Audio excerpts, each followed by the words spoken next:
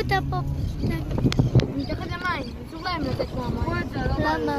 אבא, זה לא פטטם, זה תנינים. זה פופוטם. זה תנין. וואי, לא מחזיקה את הטלפון בצפת. אתה רואה כאילו הם בתוך אבנים.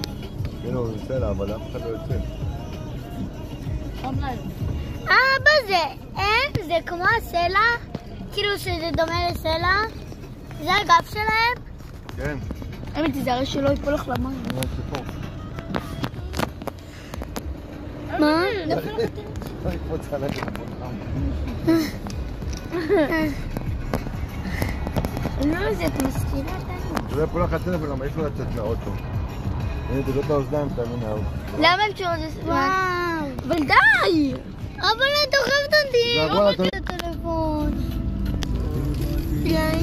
טלפון שלך, יותר יקר מהטלפון שלך. טלפון שזה עולה 1,000 מה שקל. זה, מישהו יודע איך קוראים לזה? אימא'לה, יש פה פלמינגו. כמה קרבורים. מה זה חיה זאת? זה ילדה, זה לא חיה. מי זה?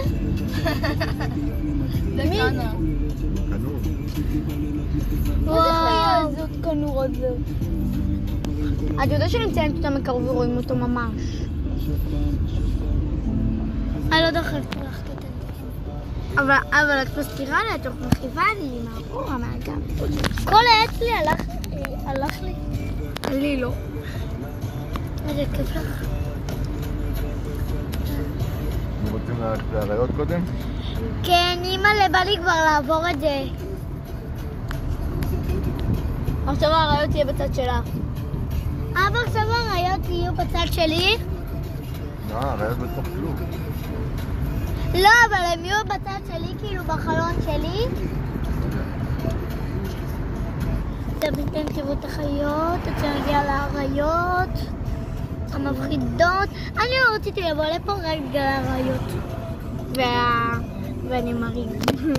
צבע את חיית מטולטלת. אבא, בסיבוב השני מותר ללכת. זה חלק 2. בסיבוב השני מותר ללכת אבל תבואו, כיף.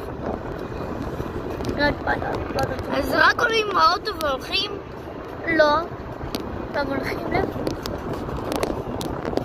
אריות בתוך. איפה? בתוך הדבר הזה, ואנחנו נלך מסביב. אותנו עושים, יש לראות אם